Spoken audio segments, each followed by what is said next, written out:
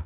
제가 질문할 거 많은데 이거 간단하게 말씀을 안 드릴 수가 없어가지고 방금 내용에 대해서 조금만 짚고 넘어가겠습니다. 저는 아무리 인사청문회라고 해도 이렇게까지 해야 되나라는 생각이 있습니다. 뭐 전 배우자와 아들 유학비 관련해서도 제가 한 말씀만 드리면, 사실 전 배우자한테 아들 잘 키워줘서 고맙다 해도 모자랄 판에 전화해가지고 잘 키워준 건 고마운데 애 유학비 어떻게 보내는지 좀 달라라고 이야기하는 게 후보자 입장에서는 굉장히 가슴 아픈 일일 수 있다고 보는 것이고, 지금 배우자도 이 TV를 통해서 청문회 장소를 보고 있었는데 계속 전 배우자한테 연락해가지고 아들 문제 가지고 와라라고 이야기하는 것이 우리 사회 통념상으로 저는 이해할 수 있는 것인가? 저는 이해 못하겠습니다. 후보께서는 어떻게 생각하는지 모르겠으나, 그런 상황 속에 중대한 위반 사유가 있다라고 실질적으로 규명이 안 됐다라고 하면 이 시간까지 후보자한테 요청을 할 수 있다고 보나, 저는 굉장히 좀 정치가 이렇게까지 가야 되나라는 생각이 있어서 말씀 안 드릴 수가 없습니다. 후보자께서 혹시 소명하실 수 있겠습니까? 충분히 말씀드린 것 같습니다. 어려운 부분이 있죠. 예. 그리고 배우자가 생활비가 부족해가지고 지금 후보자한테는 말도 못하고 친정에 연락해가지고 생활비를 좀 받았답니다. 사실 한 사람의 가정으로서도 말하기 어려운 부분이 있었을 것이고, 그 부분에 대해서 청문회 장소에서 밝히겠다고 했는데 왜 이제 와서 이야기했냐? 과거 언론 보도에서 당신 배우자가 친정에 생활비 받은 거 이야기할 수 있지 않았냐? 지금 얘기하니까 답 없는 거 아니냐? 라고 말씀해 주시는 부분에도 야당의 주장에도 청문 정국이기 때문에 10분 이해합니다. 그러나 중대한 위반 사항이 없고 생활비 내용에 대해서 나왔고, 심지어 방금 전에는 증여세까지 납부했다, 문제가 있어 보일 수 있어서 그것까지 했다 라고 이야기했는데도 그 몇십만 원, 몇백만 원 왔다 갔다 한 거, 엄마하고 딸 간 사이에 있었던 거래 내역까지 이름 지우고 금액 지우고 보내줄 수 있지 않냐라고 하는 것에 대해서는 저는 도저히 이해가 안 갑니다. 현금의 융통 문제, 당신이 장롱에다 몇 억을 넣어놨을 수도 있다라고 하는 의혹에 대해서 이야기를 하겠는데요. 세상을 선과 악으로, 그리고 저는 뭐든지 1원 하나까지라도 증명해야 되는 그 사정정국, 검사의 시각으로 봐주지는 않았으면 좋겠다.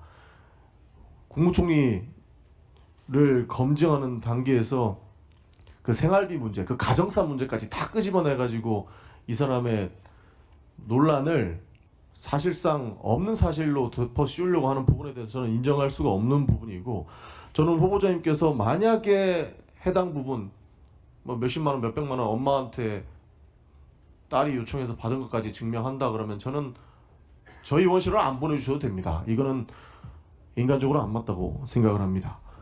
이걸로 마무리하고 제 입장을 받겠다라는 말씀을 드리고요. 사회적 문제 하나만 또 질문을 드리겠습니다. 해당 부분은 답변 안 주셔도 됩니다. 저는 사실 표현의 자유를 매개로 타인의 자유를 침해하는 것에 대해서 굉장히 좀 문제의식을 크게 넓히고 있습니다. 그래서 최근에 문제가 많이 됐던 사이버레카에 대해서 말씀을 안 드릴 수가 없는데요. 그러니까 뭐 아실 겁니다. 뭐 뻑가, 탈덕수용소 이런 사람들이 본인이 뭐 사이버레카다라고 하면서 타인의 명예를 실추시켜서 한동안 문제가 됐습니다. 심지어 요새는 재벌 회장들, 뭐 최태원, 정용진, 뭐 대기업 총수들도 사이버레카들에 대해서 굉장한 명예 실추를 당하고 있습니다. 이거 강력 대응하겠다라고 이야기를 하고 있는 거고, 실제 후보자께서도 청문회 과정에서 이런 부분들로 굉장히 모욕을 겪었을 것으로 예상을 합니다. 그런데 현재 이들 처벌 못하고 있습니다. 후보자님께서는 미국 변호사 출신이기도 하시니까 미국의 디스커버리 제도를 잘 아실 겁니다. 뭐 뻑가, 뭐 탈덕수용소 이분들이 뭐 연예인이나 셀럽들에 대한 명예훼손을 하다 보니까 국민이 결국에는 고발했고 미국의 사법 제도까지 이용해서 디스커버리 제도를 통해서 그 사람이 신상을 받았어요. 근데 유튜브를 예로 들면 법원에서는 결정을 못하는 겁니다. 외국 법인이기 때문에 우리는 결정할 수 없다라고 하는 문제가 있고, 그러니까 미국 법원에 소송을 해서 미국 법원에서 오케이를 받아야만 그 사람의 신상을 받을 수 있어서 실제로 고발하고 고소할 수 있는 상황이 열린 거죠. 그러니까 사실상 사이버 레카들은 그 법망을 피해서 아무런 책임을 지고 있지 않습니다. 혹시 이 부분 잘 알고 계십니까? 네. 한국 플랫폼에서 막대한 수익을 올리면서 사실상 수사 협조 안 합니다. 그러니까 한국 플랫폼에 있다가 약간 법적인 문제가 생길 것 같으면 외국 플랫폼으로 숨어 들어가요. 단지 유튜브뿐만 아니고 뭐 페이스북, 인스타그램도 비슷하다고 봅니다. 그런데 한국에는 대리인 제도가 똑바로 안 돼 있고 이에 대한 징벌적 조항이 없기 때문에 대리인을 똑바로 두고 있지 않는 문제가 있습니다. 그렇기 때문에 문제 제기하고 법원에서 판단이 나오면 따르겠다라고 그 해외 법인들은 이야기하지만 사실상 협조하지 않겠다. 저는 그게 돈벌이가 되기 때문이라고 주장을 합니다. 이런 부분 바로 잡아야 된다고 보는데 후보자님 어떻게 생각하십니까? 전적으로 공감합니다. 조금 더 자세한 설명은 마지막에 시간을 좀 아끼기 위해 네. 주셔야 되니까 막판에 말씀드리겠습니다. 사실 사이버레카에 대한 처벌 강화, 범죄 수익에 대한 몰수, 징벌적 손해배상 이런 것도 있어야 된다고 이야기를 하고 구태여 미국의 디스커버리 제도까지 이용을 해서 우리가 그 타인의 자유를 훼손했던 사람들에 대해서 책임을 물어야 되나 이렇게 돌아가야 되나 라는 문제가 있습니다. 이 부분은 답변 좀 부탁드리겠습니다. 사이버레카를 포함한 여러 가지 이 최근의 일종의 각종 미디어 환경이라든가 문명적인 상황에서 일어나는 문제들에 대해서 너무 공감합니다. 그리고 우리 전영기 의원님을 포함해서 우리 당내뿐만 아니라 국회에서 조금 이 문제를 관심 가는 의원님들이 많이 제기해 주셨으면 좋겠다는 생각을 갖고 있고요.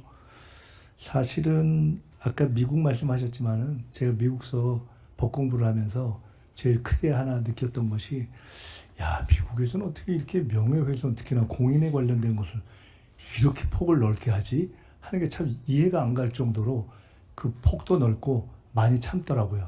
근데 한국에서는 도저히 용인할 수 없는 수준의 것들을 해서 우리의 상황에도 좀 맞지 않지 않는가라는 생각을 많이 하고 있고 미국도 그것이 변하는 추세인 것 같은데 공인이건 아니면 그러니까 정치적 공인이 아니더라도 또 일반에 있어서도 이렇게 사실과 다르거나 또는 여러 가지 어떤 문제가 되는 이런 것은 조금 환경적으로 바로 잡아야 한다라는 생각을 하고 있습니다. 그러니까 미국의 디스커버리 제도 이용하려면 또 수억대 들어가는 거예요. 돈 없으면 대응 못하는 겁니다. 그러다 보니 본인은 그 유튜브나 이런 온라인 환경에서 굉장한 명예훼손과 모욕을 느껴서 자살을 하는 분들도 계시거든요. 이 부분은 반드시 해결하고 가지 않으면 또 다른 피해 사회적 현상을 낳을 것이다. 저는 이렇게 생각해서 반드시 해결해 주셨으면 좋겠다. 이에 대해서 관심을 가져주시고 네, 국회에서 입법하시는 꼭 그렇게 하겠습니다. 입법 활동하는 것도 좀 도와주시면 감사하겠다는 네. 말씀드리겠습니다. 그리고 한 가지만 장애인 이동권에 대해서 말씀을 안 드릴 수가 없습니다. 제가 국토교통위원회에서 장애인 이동권 관련해서 몇 번 국정감사도 이야기를 했었는데 장애인들 그러니까 와상 장애인들이 비행기 탈 때도 6자리를 예약을 해야 되나 그렇습니다. 4자리인가 6자리인가 그래요. 왜냐면 누워서 가야 되니까 사실상 의자 6개를 빼야 되는 문제 때문에 현실적인 문제가 있다고 합니다. 뭐 그 부분은 충분히 이해는 하지만 단순히 비행기를 타지 않더라도 지금 사실 전국 장애인 전장현 전국 장애인 차별철폐연대에서 어떻게 보면 불편을 가중시키는 방법이라도 통해서 자신의 이동권을 보장하는 역할을 하고 계시지 않습니까? 제가 알기로는 후보자께서도 장애인들의 이동권 문제에 대해서 사회적 합의 도출을 위해서 종교계도 방문하시고 실제로 네, 한덕수 전 그렇습니다. 총리도 그렇습니다. 만나 뵙고 하셨는데 이 소회가 남다르실 것 같아요. 어떻게 생각하시는지요? 장애인 이동권 문제를 지금 말씀하신 전장현의 분들이 우리 사회 많은 분들이 생각하기에 방법이 이게 맞나 싶은 상황이 될 만큼 그럼에도 불구하고 절박하게 문제를 제기하는 것이 너무 안타까워서 반드시 풀어야 된다는 생각을 가지고 전임 한덕수 대행께도 몇 번 만나고 찾아가고 우리 사회 각계 종교 지도자들을 만난 적이 있습니다.